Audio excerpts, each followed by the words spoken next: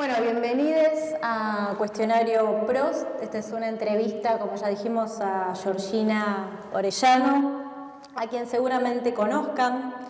Georgina es activista feminista, es activista por los derechos humanos, es secretaria general de AMAR, que es el Sindicato de Trabajadoras Sexuales de la Argentina, y es, a mi entender, una de las voces más importantes de ese colectivo en su lucha por el acceso a los derechos laborales.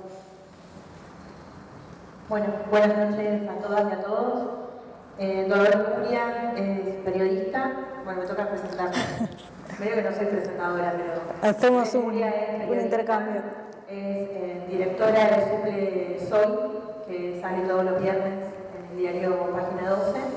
Y es justamente que la conocí cuando el año pasado nos hizo una entrevista a mi compañera y a mí sobre cómo me hice bisexual a los 30 años y cómo había transitado ese doble estigma de ser puta bisexual y contarle a mi familia. Hace 15 años que Georgina es trabajadora sexual y hay una anécdota que a mí me gusta un montón, que es que las amigas cuentan que Georgina duerme con los labios pintados, siempre lista para saltar de la cama si alguna compañera la necesita por la madrugada porque la llama de alguna comisaría. Georgina es alguien que entrelaza muy bien, a mi entender, el discurso y el diccionario de la calle con las lecturas que le ha dado su paso por las carreras de psicología y por la carrera de ciencias políticas, si no me equivoco. Y es desde ese caudal de experiencias y de lecturas que Georgina habla y argumenta que la violencia que padecen las personas que se dedican al trabajo sexual no tiene tanto que ver con algo intrínseco de la actividad en sí misma, sino con la criminalización y con la clandestinidad que la actividad padece. A mí lo que más me gusta de Georgina, la verdad, es su capacidad de hablarle a un público que se llama a sí mismo progresista, que se me a sí mismo bien pensante, que se llama a sí mismo feminista, y hacerlo tambalear en sus categorías. Me parece que Georgina pone a digamos, un público progre, entre comillas, frente a sus propias limitaciones morales a la hora de hablar del trabajo sexual.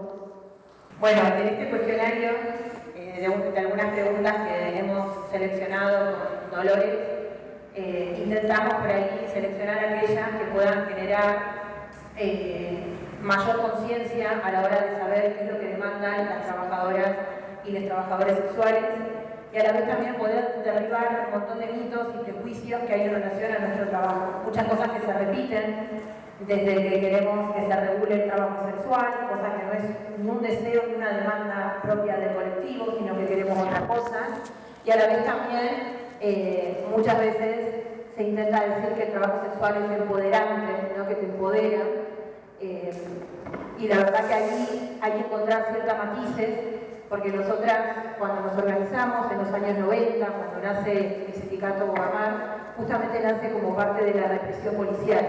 Entonces no hablamos de empoderamiento del trabajo sexual, porque sí ponemos énfasis en las malas condiciones laborales, como es la violencia institucional, la persecución por parte de la policía, las coimas policiales, las detenciones arbitrarias, las racias. Lo que sí vemos que hay una transformación en cuando no estás sindicalizada y estás en la esquina, que trabajamos en la calle, y naturalizamos parte de las distintas opresiones, pensando que ese es el destino, ¿no? El calabozo, el ninguneo, el que nadie respete tus derechos ni tu decisión. Y otra cosa distinta es cuando una pertenece a un grupo, pertenece a un colectivo, puede colectivizar su experiencia, sacando lo individual y viendo que eso que te pasó a vos también le pasa a muchas otras compañeras. Ahí sí notamos que hay una transformación que tiene que ver con generar conciencia social, que tiene que ver con generar conciencia política, y a la vez tiene que ver con la herramienta sindical. No es lo mismo un trabajador que no esté sindicalizado a un trabajador que esté dentro de un sindicato y que haya un sindicato que vele porque los derechos de él, de ella, no sigan siendo vulnerados. Bueno, ¿por qué decidimos llamar a esta actividad, a este encuentro cuestionario PROS? Es obviamente una referencia al cuestionario Proust, que es una serie de preguntas que el novelista Marcel Proust respondió a fines del siglo XIX, lo respondió a pedido de una amiga, y eran 30 preguntas nodales o muy importantes que supuestamente servían para conocer en profundidad la personalidad de una persona. Entonces, bueno, el cuestionario Proust era una suerte de versión victoriana de lo que son ahora los test de personalidad actuales. En ese sentido, nos interesaba con Georgina el género del test de personalidad, pensando, por ejemplo, en los test de personalidad de las revistas femeninas, sí, que vienen en general con la promesa de revelar algún rasgo o algún elemento de la personalidad de la lectora que lo está completando que ni ella misma conoce. Entonces nos gustaba esta idea de la dimensión desconocida y de que este cuestionario, de que esta entrevista pueda ser un camino a acercarnos a algo que también suele ser desconocido para mucha gente, que es el trabajo sexual contado desde sus protagonistas, y algo mucho más específico todavía, que es el universo de la sindicalización del trabajo sexual, como universo desconocido también. Bueno, voy a ir con la primera pregunta, entonces, Georgie, que tiene que ver con las diferencias entre abolir, regular y despenalizar. Se habla siempre de una gran grieta en los feminismos en relación al trabajo sexual, que muy esquemáticamente se puede dividir entre quienes creen que el Estado no debería regularizarlo o que no debería reconocerlo porque considera que el trabajo sexual es desde ya siempre violencia de género y que además asimila trabajo sexual con explotación, con trata de personas como si fuera una misma cosa. Y del otro lado están diferentes propuestas de quienes quieren regularizar el trabajo sexual como una vía para el acceso a los derechos laborales. A mí me gustaría, Georgina, si podés explicarnos brevemente estas posiciones y sobre todo si podés contarnos cuál es la posición de AMAR frente a lo que el Estado debería hacer en relación al trabajo sexual / prostitución. Bueno, a nivel internacional, los estados y los gobiernos llevaron adelante 4 modelos en torno a la prostitución y o el trabajo sexual. El más conocido, que más allá de que es una corriente dentro del feminismo, es un modelo estatal que se entra en cuestionamiento si Argentina es o no abolicionista, pero bueno, es un modelo estatal que muchos países han adherido y el abolicionismo tiende por rescatar a las personas que están en situación de prostitución, dice no perseguirlas, sino que persigue a quienes se quedan con un porcentaje de las ganancias que generan las personas que ejercen trabajo sexual y trabajan en generar políticas públicas dándole a la inserción laboral, pero siempre piensan que las personas que se dedican a la prostitución lo hacen por una necesidad de sobrevivir en el sistema, pero con una clara línea de victimización y siempre poniendo el eje de que la prostitución es igual a violencia y por ende no existe la libre elección y tampoco puede existir la voluntariedad. O sea, hay un borramiento hacia la agencia de las personas que ejercemos el trabajo sexual. Ese es el abolicionismo, que es abolir la prostitución porque no la considera trabajo y lo que intenta generar con el Estado es reinserción laboral y políticas públicas. Después está el regulacionismo, que te regula zonas específicas de trabajo sexual. Acá en la jerga de nuestro país lo conocemos cuando se entabla un diálogo con el Estado, ¿no? El Estado propone generar zonas rojas. Bueno, ese es un modelo que te regula el trabajo sexual, que te saca el trabajo sexual de los centros de las ciudades para llevártelo a los márgenes de las ciudades. Siempre se piensan en zonas alejadas de los hogares, en zonas alejadas de las escuelas.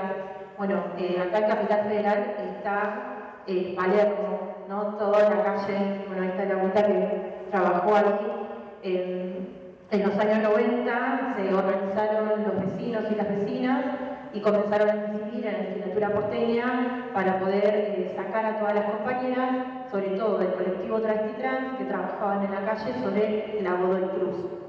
Se logró generar una mediación entre el colectivo travesti trans y los vecinos y las vecinas de las juntas vecinales y se trasladó la zona de trabajo sexual a los bosques de Palermo. Ese es un modelo de regulación. Te regula una zona específica y te pone condiciones.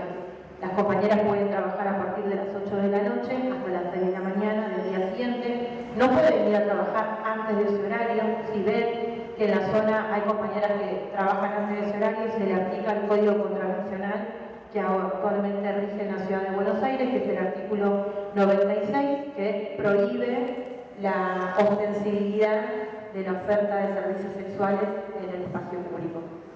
Eso es el regulacionismo. Se regula zonas específicas con condiciones y siempre nacen a través del pánico moral, que los vecinos se quejan de que hay trabajadores sexuales en la calle y el Estado lo que hace para mediar entre un sector y el otro es sacar a las compañeras de esa zona y llevarlas a lugares mucho más alejados de las grandes ciudades. Después el otro modelo es el modelo del reglamentarismo. Eso se suele decir que nosotros somos reglamentaristas, pero está muy alejado del deseo y la demanda que nosotras y nosotros como movimiento de trabajadoras sexuales le exigimos al Estado. El país en la región que tiene un modelo de reglamentación es Uruguay. La reglamentación nace a partir de una idea de control sanitario. Entonces, una de las obligaciones cuando un Estado o un gobierno te reglamenta el trabajo sexual es que las trabajadoras y los trabajadores sexuales tenemos que tener libertad sanitaria.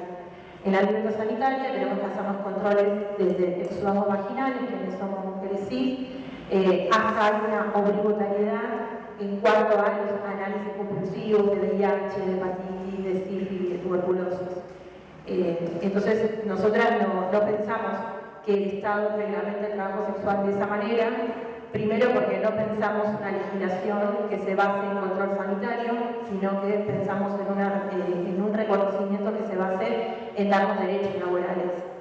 Y aparte creemos que una libertad sanitaria nos va a generar mayor estigma social, no porque cargan contra el control de nuestra sexualidad y nos responsabilizan a nosotras las trabajadoras y los trabajadores sexuales como que somos el foco de propagación de las infecciones de transmisión sexual.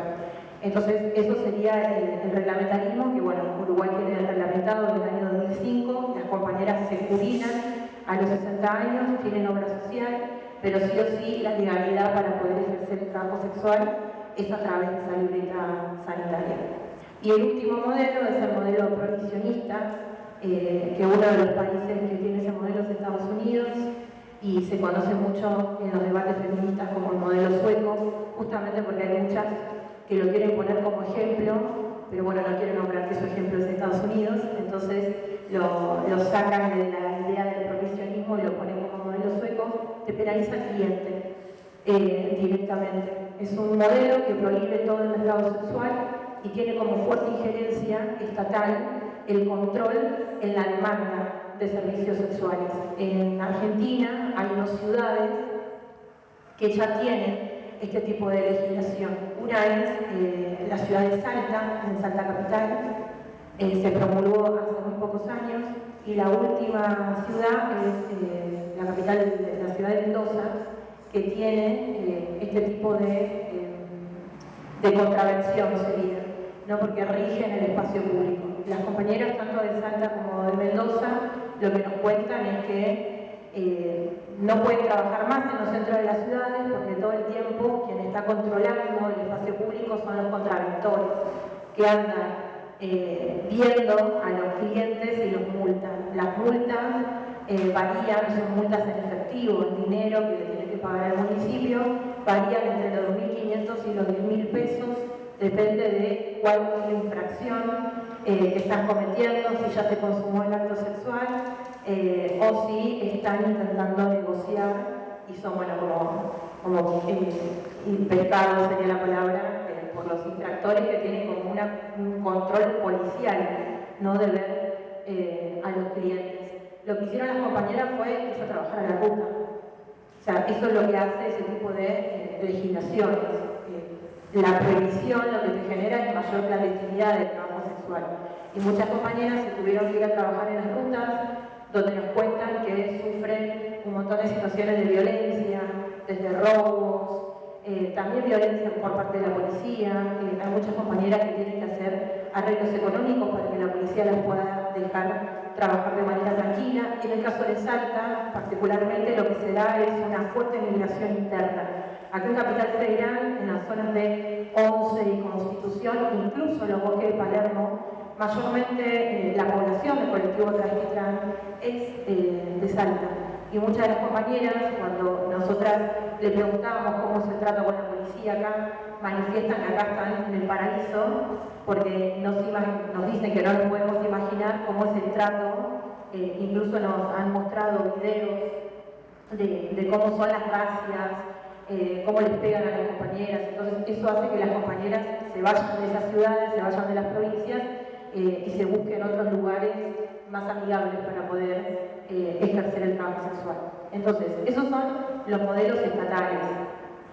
Nosotros ahí tenemos una discusión desde hace muchos años. Omar es una organización que tiene 27 años, y con esto cierro para decirles qué modelo queremos. La discusión es que si nosotras tenemos que dialogar con las reglas que pone el Estado, porque el Estado a nivel internacional dispuso esos 4 modelos, pero que si es necesario para nosotras tener que dialogar y elegir uno de esos 4 modelos, o plantear una nueva forma de hacer política, que es no sentarnos con el Estado para que el Estado nos diga, bueno, estos son los 4 modelos, ¿cuál quieren ustedes? Sino que sea al revés, que nosotras nos sentemos con el Estado para decirle el modelo que queremos en Argentina es este, y explicarle también el por qué. ¿Por qué no queremos el regulacionismo? ¿Por qué no queremos un modelo reglamentarista? Y el modelo que nosotras queremos no es conocido porque no existe. De hecho, hace muy poquitos días, Bélgica fue uno de los países que implementó el modelo que queremos las trabajadoras sexuales en Argentina y al que abrazan casi todos los movimientos de trabajadoras sexuales a nivel internacional, que es un modelo de despenalización del trabajo sexual. Porque lo que se da en casi todos los países es que el trabajo sexual no es un delito, pero a la vez tampoco está permitido y por ende hay un vacío legal. Y en Argentina, como es un país federal y desde la Ciudad Autónoma de Buenos Aires y el resto de las provincias legislan sus propias normativas provinciales y municipales, lo que nos encontramos haciendo un mapeo es que en casi todas las provincias existen normativas que restringen el poder llevar adelante el trabajo sexual, ya sea en la calle o en un ámbito privado, como lo puede ser un departamento o tu casa. Incluso hay ahora muchas plataformas. Con la pandemia hubo un auge de muchas compañeras y compañeros que comenzaron a trabajar con las plataformas virtuales, y entonces por ahí no necesitas un espacio físico, no es que salís a la calle a pararte en una esquina, pero sí necesitas de derechos laborales, como una obra social, como jubilación, sí necesitas poder hacerte monotributista para que los ingresos que tengas a través de las plataformas como PayPal, por ejemplo, o Tumblr, las compañeras que publican, bueno, OnlyFans, que todo el mundo piensa que te haces millonario teniendo OnlyFans. La verdad que hay muchas compañeras que tienen muchos problemas a la hora de poder sacar esos ingresos, porque lo tienen que demostrar. Y como no está reconocido el trabajo sexual en Argentina, al hacerse monotributista tienen que mentir y hacerlo bajo otra categoría, para que los ingresos que tengan en OnlyFans, por ejemplo, los puedan sacar y son ingresos en dólares, entonces te lo especifican y bueno, y ahí hay muchas compañeras que han perdido esos ingresos o que tienen que depender de otras personas, de terceras personas, para que puedan sacar los ingresos que han tenido por el contenido que han vendido. Así que el modelo que nosotras queremos es un modelo nuevo, es un modelo muy poco conocido porque lo gestan las propias trabajadoras y trabajadores sexuales. Es un modelo que despenaliza el trabajo sexual, es decir, lo sacamos del ámbito del derecho penal para dialogar en el ámbito laboral. Tiene que ser con una perspectiva de derechos humanos y a la vez tiene que haber un reconocimiento de derechos laborales. Y como hablamos de trabajo autónomo, ¿no? Defendemos la autonomía, nosotras no tenemos patronal. Entonces ahí no va a haber un trabajo de relación de dependencia. La manera y la forma a la que podamos acceder para tener una obra social, para poder sacar un crédito, para tener una tarjeta, incluso para hacer los aportes jubilatorios, es a través de un monotributo, pero que se crea la categoría como trabajador y trabajador sexual, para que lo podamos hacer sin mentir. Hay muchas compañeras que son monotributistas, como masajistas, y lo hacen, digamos, de una manera engañosa, y nosotras quisiéramos poder decir al Estado verdaderamente de lo que trabajamos, porque no es un delito, y poder tener derechos laborales, como lo que nombré, ¿no? Obra social, y sobre todo hacer los aportes jubilatorios. ¿Por qué, Georgina, cada vez que se habla de trata como concepto, es una palabra que aparece siempre ligada, siempre asociada en el imaginario a la trata de mujeres, ¿no? Lo que en otra época se llamaba trata de blancas, con el lastre racista que ya sabemos? Pero ¿por qué no se habla de trata laboral? ¿Por qué nadie está preocupado o preocupada por la trata laboral? Porque creo que hay algunas explotaciones que están aceptadas socialmente y que no nos interpelan. No nos interpela una empleada de casas particulares que es explotada y cuya patrona no le reconoce ni sus vacaciones, ni sus días por enfermedad, ni sus aportes jubilatorios. No nos interpela que una familia entera de la colectividad boliviana esté trabajando, cosiendo en un taller clandestino en el barrio de Flores, y no nos hacemos las preguntas cuando vamos a comprar una ropa, si esa ropa la hizo un trabajador registrado o un trabajador que estuvo en condiciones de insalubridad, porque hay partes del cuerpo con las que vos podés explotar y hay otras partes del cuerpo con las que no, como lo es la parte del cuerpo con la que nosotras trabajamos. Y creo que tiene que ver mucho ahí la moral, cómo se cuela la moral, cómo se cuela el pánico sexual nuevamente, hay un pánico moral, y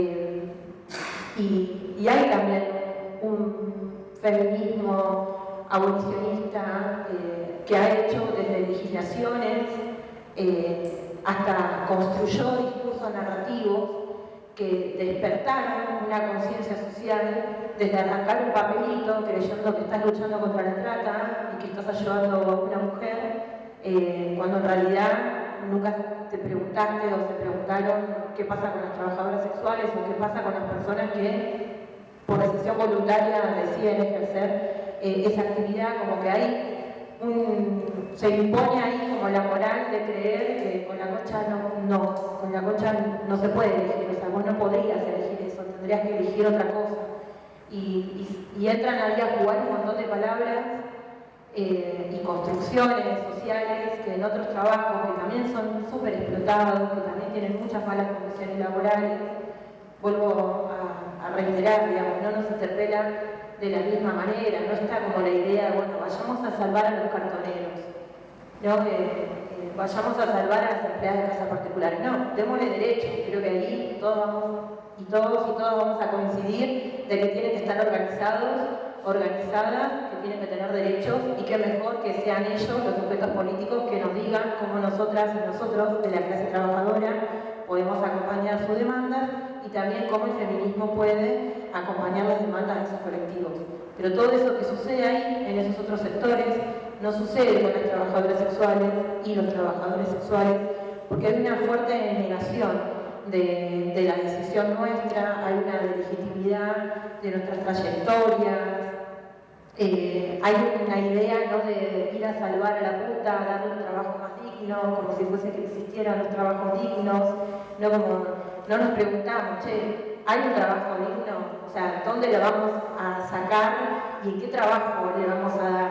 ¿Van a ganar lo mismo que ganan en el trabajo sexual? ¿O por qué no le preguntamos a ellas si quieren tener otro trabajo o si quieren seguir en el mismo y cómo se pueden mejorar las condiciones laborales? Hay una fuerte infantilización hacia las voces nuestras, y sobre todo aquellas que no nos cabe la idea de la victimización. Me parece que de ahí, cuando nosotras no respondemos a ciertos estereotipos imaginarios que se instalaron, o como la puta víctima, o que se enamora el cliente, porque ahí hicieron la película de Mujer Bonita. Como que bueno, eso fue lo que muchos nos educamos con esa película. Y pensamos que, bueno, ojalá que a todas le aparezca el Richard Gere en la esquina. Y la verdad que no es así, que te aparece en la esquina es el poli, primeramente, para pedirte la coima y dejarte trabajar. Y después suceden un montón de cosas. Hay una trama de relaciones, porque ahí están las personas, hablando, interactuando, organizándose, generando conflictos con los vecinos, estrategias de supervivencia, y como que todo eso en el imaginario social no aparece. O sea, siempre tenemos que estar o sufriendo o padeciendo, ¿no? La humillación. Hay una cuestión de hablar desde un lugar muy de superioridad moral. Con eso nosotras nos hemos encontrado en muchos espacios, como que nos querían venir a contar a nosotras qué era ser una prostituta. Y yo entiendo que ustedes habrán visto, no sé, el Netflix, esa serie que hicieron. Sky Rojo. Sky Rojo, pero bueno, yo hace 16 años ejerzo el trabajo sexual y la verdad que es otra cosa. Seguramente sí, en un montón de espacios sucede eso, pero también sucede esto.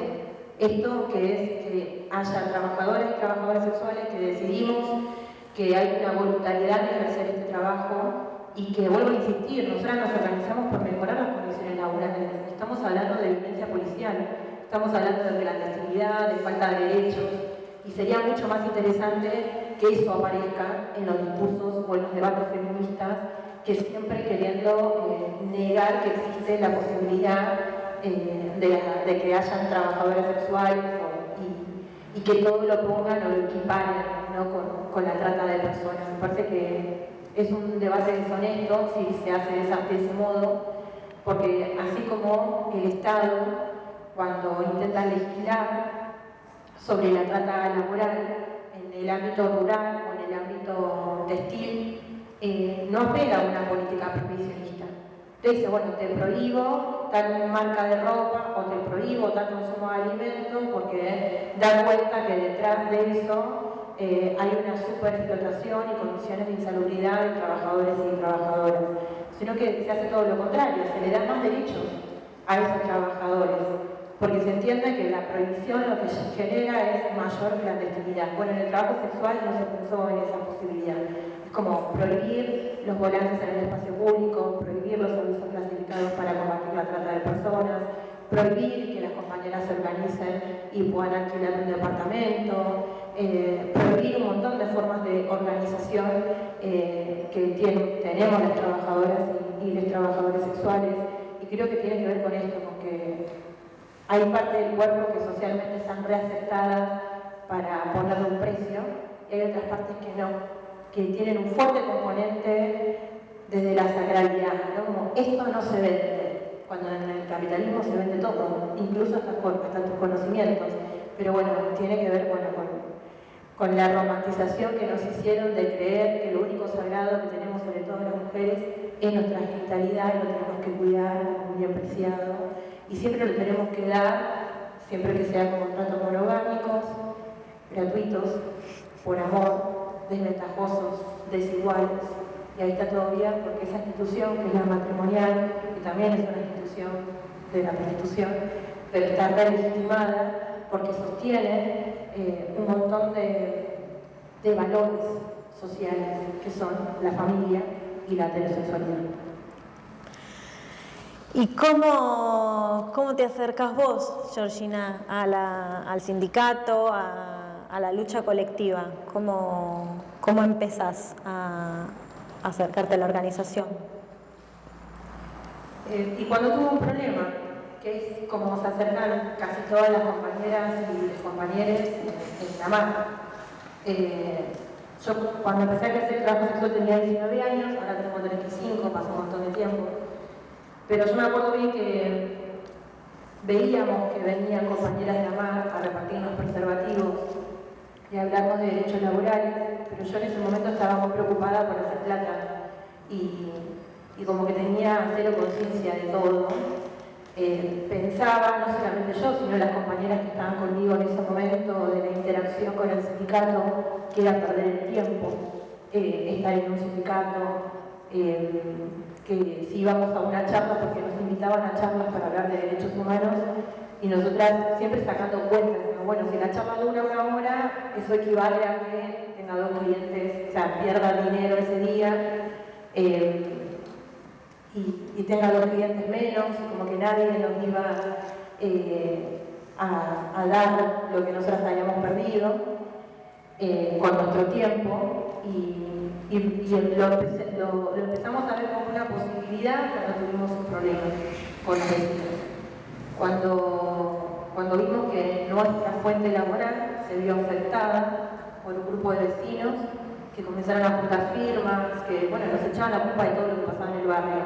Me acuerdo que en una asamblea de vecinos que estaban reunidos en una confitería, tienen otro modo de organización, estaban tomando café en una confitería, todos reunidos, habían llamado al comisario de la zona, es la comisaría la 41 del barrio Villa del Parque, y nosotras fuimos porque pensamos que también éramos vecinas, pero bueno, no teníamos la jerarquía que tienen otras vecinas. Y lo primero que nos dijeron era, el comisario nos dijo que le mostramos el DNI para ver si figuraba nuestra dirección. Algunas compañeras eran de San Miguel, otras de José Cepaz, el conurbano, así que por no tener la dirección Capital Federal de Villa del Parque, nos echaron de la reunión, pero sí logramos escuchar brevemente que había muchas de las cosas de las quejas que los vecinos hacían en cuanto a la zona de trabajo sexual, que no tenían que ver con nuestro trabajo ni tampoco con nosotras, ¿no? Primero había un vecino que se quejaba de que hace mucho tiempo tenía en venta su vivienda y que no la podía vender porque nadie quería vivir en una zona donde estén las prostitutas. No sé bajo qué argumento él se basaba en esto, pero decía, bueno, hace 2 años tengo un inmueble en venta y no lo puedo vender, y por eso querían como limpiar la zona para que el señor venda su vivienda. Después había mujeres que decían que nosotras éramos un problema porque cuando ellas salían a buscar a sus hijos a la escuela tenían que dar toda la vuelta porque no querían que sus hijos nos vieran y les preguntaran, mamá, ¿qué hacen esas chicas o esas señoras ahí paradas en la esquina? Entonces nosotras como que le dijimos, tenemos 2 cosas para poder generar una acción en concreto. Primero, que nosotras podemos comprometernos a que en el horario de la salida de los colegios caminemos. Digamos, si hay una molestia, que estemos presentes en la zona, parada en la esquina, podemos caminar. Nos podemos comprometer a eso. Y que lo segundo era muy fácil. O sea, si el hijo o la hija le preguntaba qué hacen esa chica o esa señora ahí en la esquina, la respuesta es trabajando. O sea, no había más que eso. Y aparte también le queríamos compartir que nosotras éramos mamás, pero había como una cosa de que no nos creían. O sea, como que la puta puede ser puta y no puede ser nada más que puta. Y un juzgamiento de pobre de tu hijo, ¿no? Esta cosa de la división histórica patriarcal entre las buenas y las malas. Bueno, nosotras éramos las malas madres por el trabajo que realizamos. Y cuando vimos ahí, lo vimos con mucha bronca. No teníamos acciones políticas, porque ninguna de las que estábamos ahí había tenido una experiencia de estar organizada, de estar en alguna organización, ni siquiera habíamos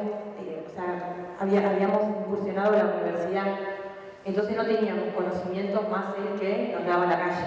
Y nosotras queríamos ir a cagar la paro a las vecinas, era así, ¿no? Esa era sobre todo las que nos dijeron de que éramos malas mamás, de que éramos malas madres, pobre tu hijo. Como que nos fuimos con mucha más bronca y no sabíamos qué respuesta podíamos dar, más que incendiar ese conflicto que ya teníamos. Y ahí vino el sindicato a repartir preservativos, le contamos la problemática que teníamos y a la semana nos convocaron a una reunión en la zona y trajeron a un abogado, nos hablaron de los derechos que teníamos, nos dijeron de que la prostitución no era un delito, que sí era una contravención, nos hablaron del artículo, en ese momento era el 81, qué es lo que podía hacer la policía y lo que no podía hacer la policía. Nos dijeron que existía el INADI, que los comentarios que tenían algunas vecinas nosotras lo podíamos denunciar como acto de discriminación. Pero creo que el clip fue en decirnos de que nosotras no teníamos que pagarle a nadie, porque estaba ahí la puja esa de los vecinos, se había metido la policía y la policía, después de tener la reunión con los vecinos, había tenido una reunión con nosotras, nos había dicho que nos quedáramos tranquilas, que si nosotras arreglábamos ellos iban a hacer como que estaba todo bien con los vecinos. Y había algunas que querían pagarle a la policía y otras que no, que resistían pagarle a la policía. Pero bueno, si todas resolvíamos que le íbamos a pagar, era algo, una regla que teníamos que cumplir todas. Y cuando Amar dijo que no era un delito el trabajo sexual y que no le teníamos que pagar a nadie para poder trabajar de manera tranquila, como que nos volvió el alma al cuerpo a decir, bueno, estuvieron mintiendo todo este tiempo, o nosotras estuvimos ignorando todo este tiempo este tipo de artículo que nunca lo leímos, ahora ya lo sabemos de memoria, pero en ese momento ni sabíamos que era una contravención, ni sabíamos que la policía no nos podía llevar detenida, o que nos tenía que hacer un acta contravencional y las cosas que nosotros le podíamos agregar al acta contravencional, que desconocíamos todo eso. Y ahí fue que empezamos a militar en Amar como una forma de agradecimiento a que el sindicato intervino, dio una respuesta política, nos hizo sentir que nosotras no estábamos solas, que pertenecíamos a un colectivo y sobre todo nos dio identidad. Porque nosotras nos creíamos un poco eso de que éramos unas putas de mierda y como que el sindicato todo el tiempo nos generó la conciencia de que éramos trabajadoras, que no importaba lo que vos trabajes, aunque esté tu trabajo reconocido o no, que vos lo que hacías era pararte en una esquina para laburar, que los ingresos que hacías era para pagar el alquiler, para llenar la heladera, para darle de comer a tus hijos y que era un trabajo. Y que ante todo nosotras éramos trabajadoras y teníamos que hacer respetar nuestros derechos como tal. Así que ahí empecé. Decíamos hace un ratito que las fantasías que se suelen tener en relación al trabajo sexual distan bastante de la realidad cotidiana de quienes ejercen el trabajo, ¿no? Y seguro que si hay algo de lo que casi no se habla son de las solidaridades entre las trabajadoras sexuales, de las alianzas, de las formas de autocuidado, de también las estrategias para imponer, yo te he escuchado alguna vez decirlo, imponer las condiciones en las que se hace ese trabajo. Y por un lado es una idea que me gusta un montón porque nos alejamos así del estereotipo de la víctima, ¿no? Como si fuera, decíamos hace un rato, la única narrativa posible sobre el tema, pero también me genera preguntas en relación a qué tan es así, qué tan cierto es que las trabajadoras sexuales tienen posibilidades de imponer las condiciones en las que realizan el trabajo. La pregunta sería, ¿qué margen hay? Sí, me parece que primero es tener herramientas, tener conocimiento y estar ocupada. Te da una posibilidad, ¿no?, de generar conciencia colectiva, de generar saberes, de compartir también saberes con la compañera o con el compañero. Y no es lo mismo no saber nada en relación a tu trabajo al que ir a un sindicato y que el sindicato te diga, mira, en la calle, si viene la policía, vos podés responderle esto, tener el número de teléfono de los abogados, hay grupos de WhatsApp donde podés unirte para dar aviso al resto de tus compañeras y compañeros cuando sucede algo en la zona de trabajo sexual. Pero lo cierto es que cuando yo lo cuento, y lo voy a responder como desde mi experiencia. Cuando yo empecé a trabajar, ya le dije que tenía 19 años, yo no sabía ni cuánto tenía que cobrar. De hecho, ni siquiera que me pagaron 20 pesos, la salida estaba 30, o sea, me pagaron 10 pesos ahí. Pero porque yo verdaderamente no sabía cuánto tenía que cobrar. Cuando me empecé a hablar con las trabajadoras sexuales de la zona, les empecé a preguntar a qué hoteles iba, cuánto cobraba. Entonces había alguna que tenía como mucha más experiencia, mucho más años ejerciendo un trabajo sexual, que lo primero que me dijo es como, acá hay un piso, nadie se baja de 30 pesos. Yo ni le dije que había cobrado 20 porque me voy a sacar. Me iban a echar. Y como me dijo, nadie se baja de 30 pesos. Vos podés cobrar 30, podés cobrar 40, podés cobrar 50, pero no podés cobrar menos. Eso es un código entre todas. Las de acá, las de la zona de la plaza y las de la zona detrás de la plaza. Entonces a mí me sirvió un montón hablar con esas compañeras. Primero porque me dieron un montón de herramientas que yo no tenía. O sea, esto de respetar un precio establecido. Después pregunté cómo se establecía el precio y me dijo que es algo que todos los años se discute en la zona de trabajo sexual hasta el día de hoy. Siempre el mes es marzo. Es como la paritaria de las putas, algo así.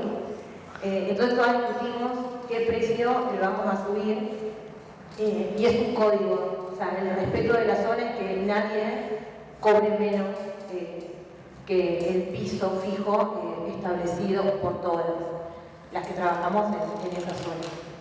Y después otra de las cosas que me enseñaron es que yo cuando hablo con el cliente, como que tengo que fingir que el cliente está eligiendo cuando en realidad yo le tengo que imponer mis propias condiciones.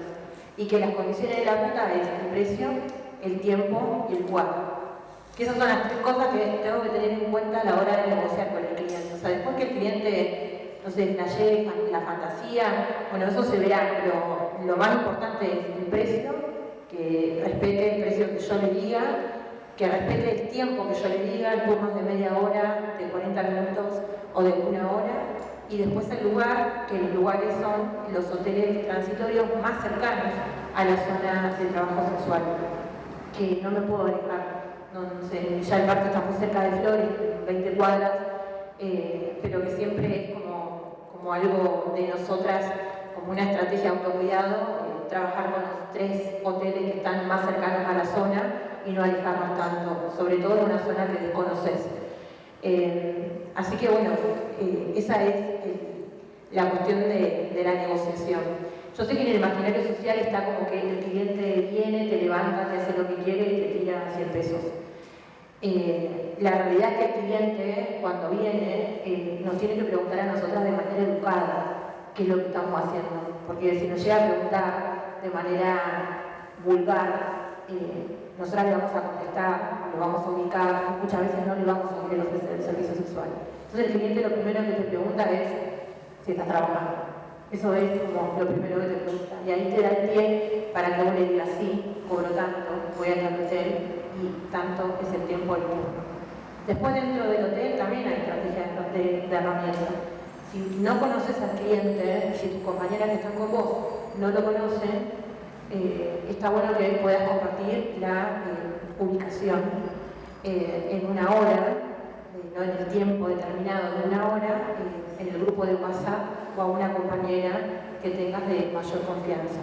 Después, si hay algunas cosas que el cliente hace o la clienta hace dentro de la habitación del hotel, también está el otro código que tenemos con los conserjes de los hoteles, que es descolgar el teléfono. Cuando una descuelga el teléfono, el conserje tiene que subir a la habitación, tiene que golpear la puerta y tiene que preguntarte si está todo bien. Y ahí vos tenés la posibilidad de abrir la puerta y de irte si es que no querés seguir ofreciéndole el servicio o que si es que el cliente, digamos, pasó un límite de un acuerdo que no estuvo claro desde el principio. Esas son como las maneras y las formas que tenemos. También es cierto que hay algunos clientes que nosotras, hay días que vamos a trabajar con muchas más ganas que otras. Creo que no es algo que le pasa a la puta solamente, le pasa a todo el resto. ¿No? Que hay días que está todo bien, te levantás de buen humor y otros días que quieres mandar a las cosas a la mierda. A nosotros nos pasa eso también, que un día no queremos mandar a la mierda a los clientes, pero sobre todo tenemos que tener en cuenta que el trabajo nuestro se basa básicamente en las relaciones que construimos con las personas y no son relaciones sexuales, son relaciones que tienen que ver con la escucha, sobre todo. Entonces siempre le aconsejamos a las compañeras, si a vos nunca te involucraste con los problemas de los demás, si a vos te cuesta prestar la atención a los problemas del otro, bueno, el ser puta no es para vos, porque el ser puta tiene que ver con eso, no es saber el Kama Sutra de memoria, no, es escuchar a la persona, hacerla sentir que vos te involucras con ese problema, que le aconsejas con ese problema, que estás, si te cuenta de un conflicto, vos siempre vas a estar a favor de esa persona. Eso lo que hace es que genere una situación amena y que el cliente se sienta contenido por vos, se sienta valorado por vos y vuelva. Entonces, eso es un poco las experiencias que entre trabajadoras y trabajadores sexuales compartimos y construimos. Hay como un trabajo afectivo o emocional además del sexual, digamos, se podría decir. Bueno, yo te quiero preguntar lo último y después vamos a pasar a las preguntas del público, que tiene que ver con el concepto de elección. Porque yo te he escuchado decir también frases como, este es el trabajo que yo elegí. Y es problemática la palabra elección, ¿no? Porque, digamos, por un lado nos tendríamos que poder sentar a pensar qué significa elegir y si los sectores populares realmente pueden elegir cómo ganarse la vida. Y por otro lado, eso, quiero preguntarte por qué elegiste, valga la redundancia, el concepto elegir para hablar de esto y si otras trabajadoras sexuales te lo discuten a ese concepto de la elección. Sí, primero me parece que nosotras hablamos de una elección dentro de las opciones que tenemos por ser parte de la clase trabajadora. O sea, ahí está claro que tenemos muy pocas opciones, sobre todo las que somos mujeres cis y las compañeras del colectivo travesti trans. Siempre las opciones laborales que tenemos son opciones muy precarias, la mayoría son todos trabajos de cuidado, ¿no? De cuidado de las personas, para la redundancia, hablando de lo afectivo. Son trabajos de cuidado, ¿no? Empleada en casa particular, cuidar a personas mayores, cuidar a niñas. Esas son, por lo menos, las opciones que tenemos las mujeres cis que pertenecemos a la clase trabajadora de los sectores populares. Dentro de esas opciones que tenemos hay un margen de elección. Y a nosotras nos gusta poder decir yo elegí, no porque hay un borramiento a la clase a la que pertenecemos, porque tenemos claro que pertenecemos a la clase obrera, sino porque queremos poder discutir con aquellos feminismos que piensan que las pobres somos estúpidas y que no elegimos. Porque hay una cuestión de un feminismo blanco que nos hace creer que nosotras no podemos elegir nada, ¿no? Y decir, mira, yo tuve 3 opciones y ahí lo que valió fue mi decisión. Mi decisión es entre limpiar una casa, cuidar a un pibe o ser puta, yo elegí ser puta. Y es mi decisión y tiene que ser respetada. Sobre todo, no anulada y no deslegitimada porque no elegí los otros 2 trabajos decentes, ¿no? Y el que esperan que hagamos las mujeres pobres, que es ni más ni menos sostener el sistema a otros y a otras. Sí es una discusión dentro del sindicato, es una discusión latente y está presente todo el tiempo, sobre todo en los últimos años estuvo presente porque bueno, hay una visibilidad al sujeto político puta, al sujeto político trabajador sexual, al trabajo sexual en sí. Hay una discusión latente con las personas que ejercen trabajo sexual en la virtualidad, por ejemplo. Hay muchas personas que se presentan como yo vendo contenido erótico. Y yo la verdad que no digo, yo ofrezco servicios sexuales en la calle, yo soy laburante, yo soy trabajadora sexual. Entonces ahí hay una discusión de cómo generamos con esas otras personas que vienen de otras clases sociales, que seguramente tuvieron más posibilidades de elección que nosotras, que tienen muchas más herramientas, que tienen una acumulación un poquito de más privilegios de lo que no tenemos nosotras, que tienen otro color de piel, que tienen cuerpos hegemónicos, que no son perseguidos por el derecho penal, que no son perseguidos por los vecinos, porque los vecinos lo que se asustan es de las putas pobres, ¿no? Que quieren barrerlas porque después otro tipo de prostitución no les molesta, porque justamente hay una fuerte criminalización hacia la pobreza, hacia la prostitución de los sectores populares, y bueno, esa es como la discusión con el trabajo sexual virtual, ¿no? Que se presentan y como que hay un borramiento a la identidad trabajo y no hay una conciencia de decir, bueno, vos ganas tanto, pero che, mirá que las otras van a un comedor todos los días a comer, porque no tienen que comer. Entonces, ¿cómo equiparar para que la realidad que vos contás y que tenés la posibilidad de contar, también puedas contar la realidad de muchas otras compañeras que pertenecen al colectivo de trabajadoras y trabajadores sexuales y que la verdad no la están pasando bien, sobre todo por la pandemia, por la crisis económica, por la violencia que va cada vez más en aumento, y eso se logra con mayor organización sindical, ¿no? Es como que yo cuando pensé, quiero el preservativo, pero que no me hable de derechos porque estoy perdiendo plata. Bueno, ahora no me importa a mí la plata, porque yo ya elegí ser militante social. No me importa si hay 3, 4 días que no voy a trabajar. Yo sé que de hambre no me voy a morir porque algún cliente va a aparecer. O entre las compañeras nos ayudamos un montón, que eso quedó súper visible con respecto a la pandemia.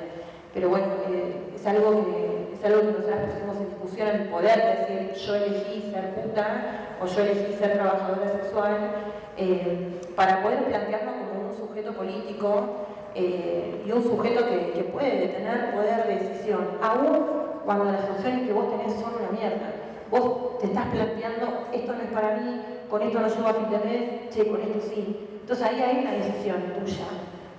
Vos te sentaste, por ahí no te tomaste un año sabático, porque los tiempos de los pobres es vivir el día a día, pero sí te tomaste un tiempito para poder planificarte y decir, este es el trabajo que yo elijo porque con este puedo mejorar mi calidad de vida y llegar a fin de mes. Y estos otros dos no los descarto porque la verdad o no son para mí o no llego a cubrir todas mis necesidades básicas.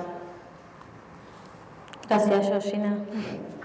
Bueno, vamos a pasar a las preguntas del público, en caso de que haya, de que alguien quiera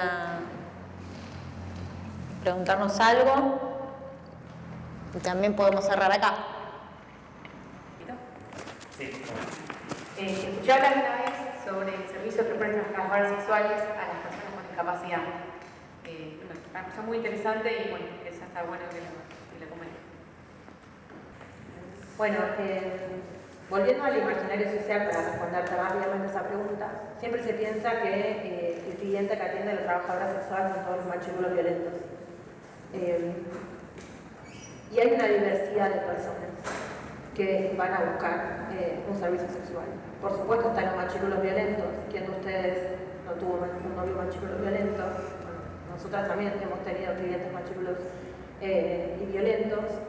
Pero a la vez también hemos tenido otro tipo de clientes con los que hemos podido generar desde la ternura, desde la sensibilidad, desde la amistad, también generar otro tipo de servicio que por ahí no tiene que ver con el foco puesto en lo sexual, sino que es otro tipo de atención y otro tipo de demanda que es como la compañera me preguntó, ¿qué tipo de servicio es el que le ofrecemos a las personas con discapacidad o diversidad funcional? Primero me parece súper importante decir que las personas con discapacidad y diversidad funcional y las trabajadoras sexuales y los trabajadores sexuales tenemos varias cosas en común. Una es la infantilización. A las putas se nos infantiliza y a las personas con discapacidad también se las infantiliza. Hay un borramiento del deseo. No está presente nunca el deseo, no podemos desear. Hay como una anulación constante al deseo que tenemos nosotras y el deseo que pueden tener las personas con discapacidad. Y hay un tutelaje del Estado, ¿no? De cuidar y sobreproteger a las personas con discapacidad y de salvarnos a las trabajadoras sexuales. Entonces creo que no por nada nos juntamos como esos dos colectivos atravesados por la misma desigualdad y por el mismo estigma y prejuicios y buscan, por ahí no sé si la palabra buscar, sino como vienen a que nosotras podamos atender ese servicio primero sin que lo juzguemos, sin que lo tratemos como seres infantiles. En la mayoría de los casos, las que intervienen entre el cliente y la trabajadora sexual son las madres. Y eso responde a que en el 90% de los casos, no, mucho más que el 90% de los casos, el cuidado de esas personas recae en las mujeres. Entonces son las madres las que vienen a consultarnos a nosotras por los precios, nos vienen a consultar por el tipo de servicio y sobre todo nos dicen, bueno, ustedes un servicio especial, ya no sé si llamarle especial a un servicio que le ofrecemos a las personas con discapacidad o diversidad funcional, Me parece que hay que sacar como la palabra especial, pero las madres siempre vienen como este es un servicio especial, nos preguntan mucho del cuidado que tenemos que tener con las personas, de la atención que tenemos que prestarles, de cómo poner límites, para que todo el tiempo sepan de que ahí hay un acuerdo económico y que el acuerdo económico se termina cuando se termina el tiempo, que es un contrato. Y hay algunas compañeras que se han podido especializar aprendiendo a hacer masajes tántricos, porque a todas nosotras nos han enseñado que el disfrute sexual es solamente a través de la penetración. Y es muy difícil, a mí se me hizo muy difícil atender a una persona con discapacidad y tener que interactuar con todo su cuerpo para encontrar el punto de goce, y que sea en la planta del pie, por ejemplo. A mí si me haces algo en la planta del pie me agarra cosquillas, pero otra persona tiene placer con eso. Ni hablar de otras personas que les gusta que le hagan cosquillas en las axilas, y que ese es el punto de goce que tienen. O no saber cómo acomodar los cuerpos, por ejemplo, ¿no? Pero ¿cómo se pueden acomodar los cuerpos si no sé, si nos educaron siempre desde las novelas y todo lo que está a nuestro alrededor? Nunca hay una persona con discapacidad, o si hay es como no, la víctima, la mala. Y a mí también se me fue muy difícil cuando he atendido a personas que están en silla de ruedas poder ubicar los cuerpos. Aquellas personas que tienen lupus, por ejemplo, las que están internadas también. Hay una experiencia que siempre contamos con las compañeras, que las personas que están internadas, cuando nos contratan nuestros servicios, pagan también el de enfermeros de la guardia, porque es la forma que tienen de negociar que ingresen a ese establecimiento donde están internados las trabajadoras sexuales. Y después hay una discusión entre nosotras, que apareció hace muy poco, que es si efectivamente el dinero que nos pagan tiene que salir del bolsillo de las personas con discapacidad o diversidad funcional, y no se puede hacer cargo de la obra social. Y pensarlo también como un acceso a la salud, ¿no? Como un derecho. Pensarlo claramente como un derecho que el Estado se tiene que hacer cargo, y que tenemos que pensar de que hay personas que sí podemos tener más posibilidades en disfrute sexual, y hay otras que no. Y que esas otras que no, también lo tenemos que replantear, no sé, desconstruir el estereotipo de la belleza que tenemos, ¿no? Cuáles son los cuerpos bellos y aceptables que tenemos socialmente y quiénes no. Y bueno, y darnos cuenta que todos esos no son los que tenemos las culpas. Son los gordos, son los que no tienen un capital erótico, son los que no son buen partido, como diría la abuela, no es un buen partido para vos. Bueno, esos son clientes nuestros, son clientes nuestros los que se divorciaron y discreen ya del amor romántico, o de pactos monogámicos. Esos son los clientes de las trabajadoras sexuales, son los que una vez le dijimos a una abolicionista cuando nos decía que era súper cruel lo que nosotras planteábamos, de que las obras sociales se hagan cargo del servicio sexual de las personas con discapacidad y diversidad funcional, y nosotros dijimos, bueno, vos no te cogerías a un enano, o sí. Y la abolicionista dijo, ni en pedo, bueno, yo sí me lo quiero coger, y quiero que la obra social me lo pague. Y lo pensamos como un acceso a derecho, justamente porque vos estás diciendo que es tu límite sexual, no tener un disfrute sexual, ni generar ningún compartir con esa otra persona por las limitaciones que tiene. Pero ¿qué hacemos con esas personas? Las descartamos, las convertimos en seres infantiles, le borramos el deseo, y después también entendimos que las madres venían a buscarnos porque cuando planteaban eso en los centros educativos, en la psicopedagoga, como que no hablan de la sexualidad, como que no, ese tema no lo abordamos acá. Si quieren, había una mamá que nos dijo que le planteó eso al equipo de psicopedagoga del centro educativo que mandaba a su hijo, y que la respuesta es, bueno, le vamos a dar más horas para que haga talleres didácticos y tenga como más protagonismo en la feria de ciencias. Y la madre decía, yo no quiero que mi hijo juegue con plastilina, yo quiero que mi hijo pueda tener derecho a masturbarse, a que lo masturben, y que a nadie le sorprenda eso, o que ella no tenga que andar cargando con ese peso de creer que porque estaba dialogando con una trabajadora sexual tenía que sentir vergüenza del último recurso que tuvo que ir a hacer, que es buscarnos a nosotras, porque bueno, no encontraba ningún otro lugar donde poder manifestar lo que le estaba pasando al hijo y que lo pudieran hablar sin frutos y sin prejuicios. No sé si te contesté. ¿Alguna pregunta?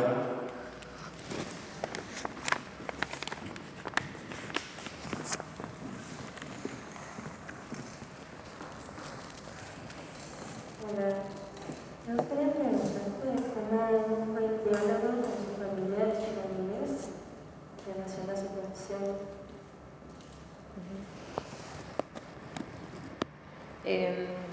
Y fue muy difícil decirle a mi familia a lo que me dedicaba. Creo que es algo de las cosas que siempre hablamos con las compañeras y los compañeros y tenemos que clasificar cuáles son las peores cosas que te pasan por ser puta, y es vivir en la clandestinidad y no poder decir verdaderamente quién sos por miedo al rechazo, por miedo a la exclusión, por miedo a que te cuestionen, por miedo a las burlas, por miedo a las críticas, a la expulsión de la familia.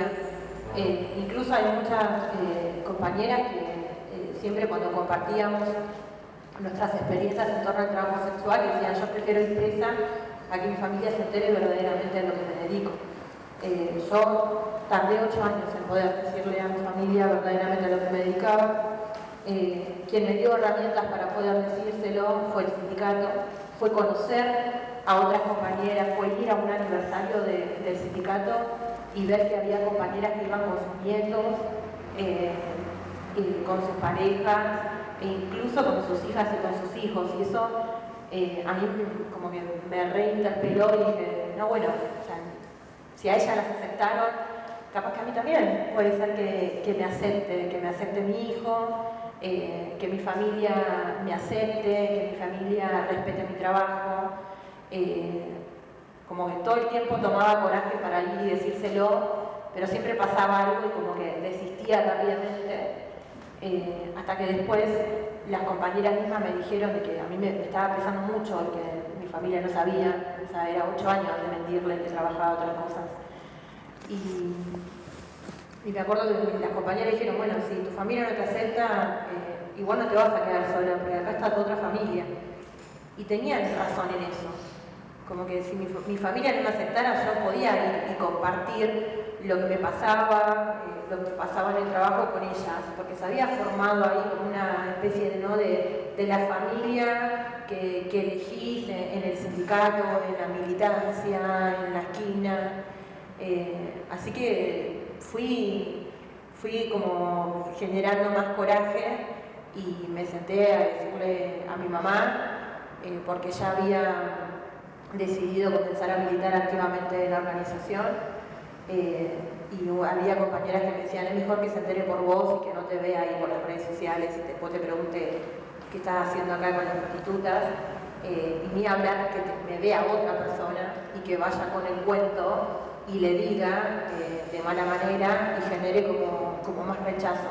Así que la única que me senté, fueron 2 personas a las que me senté, tomé coraje, paciencia y se los dije. Una es mi mamá, la primera, y después el otro es mi hijo, que hoy tiene casi 15 años, a los que le dije verdaderamente a lo que me dedicaba.